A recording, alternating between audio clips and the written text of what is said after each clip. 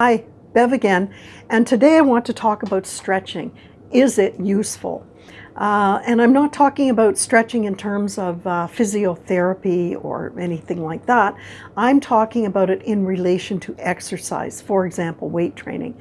So there are two kinds of stretching, dynamic and static. So dynamic stretching involves the movement of joints. It's a very coordinated and a very natural movement for your body. It gets more oxygen to your working muscles and it helps with your flexibility. And examples are, jumping jacks, skipping a rope, windmills, anywhere where you're really moving a bunch of joints, okay? Over here on the other side, we have something called static stretching, and there is no joint movement in this type of stretching. So you hold some sort of position for a set period of time, and it could be up to a minute. It's a kind of a relaxing or a lengthening of that muscle. But there are a couple of cautionary sides to this.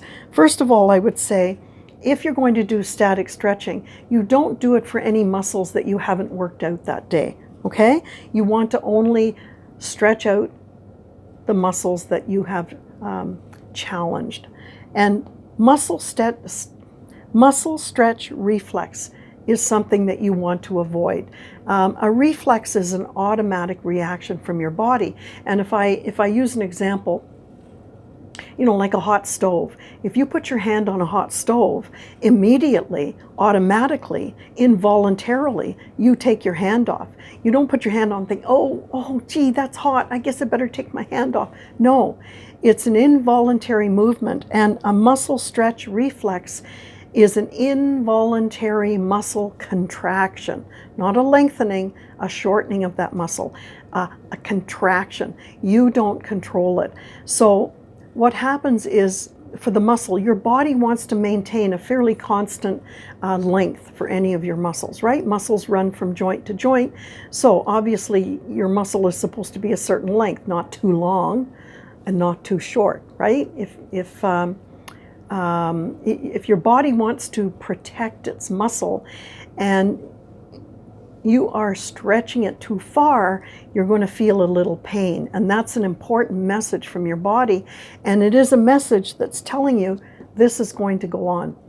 And that means while you're trying to lengthen your muscle, your body is trying to contract it or shorten it at the same time because it's trying to protect that muscle.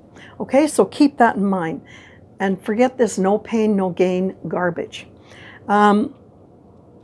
So if we look at these two in terms of exercise, if you want to stretch before you exercise, go for this dynamic. Certainly it is a warm-up exercise, right?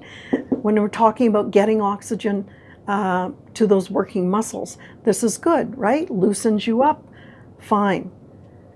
This I would do only after exercise, and again, only for the muscles you've exercised and with no pain, because you warmed up your muscles and this is supposed to be cooling down. So the muscles you warmed up, sure, you could cool them down on this side. But what do I tell clients who insist on exercising? I say, sure, you can do this before you see me on the exercise floor, but don't do it after. You've already warmed up your muscles.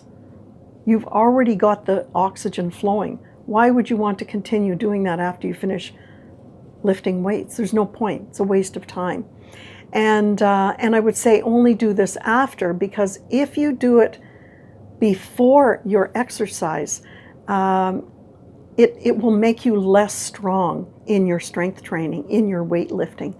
And that's because if I was to think of an elastic band, if you pull, it's kind of a silly analogy, but if you pull an elastic band out and hold it as long as you can, and then you let it go, it doesn't really return to its original length, does it? I mean, a muscle eventually will, but not right at the outset. So when you hit the weights, if you've done this before you lift weights, you're never going to be able to be as strong on the floor, which means you're never going to be able to lift as much weight, okay? And weight training is really a form of stretching. I mean, take the bicep curl. You know, so here's my bicep. When I lift a weight, this bicep shortens, it contracts. And when I lower the weight, then it lengthens or extends. So when you're lifting weights, you are shortening and lengthening or contracting and extending your muscles. So it is a form of stretching. And, you know, to shorten a muscle, you know, when you're lifting the weight up and shortening that muscle, it's a hell of a lot harder than lengthening that bicep muscle and lowering that weight, right? So lengthening a muscle is going to be a lot easier than shortening a muscle. What else did I want to say? What do I do? Well, you know what? I don't stretch either end. I just jump into the weights.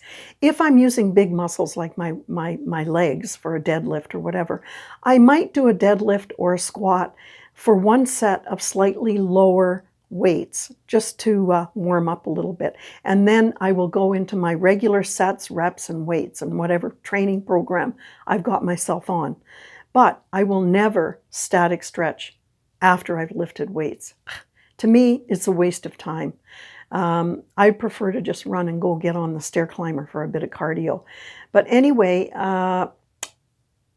let me ask you this. Have you ever seen a personal trainer static stretching after lifting weights? I don't think so. At least those in the know won't be doing it. So just wanted to share this information with you, and I hope you have a good day. See you in the next video. Bye.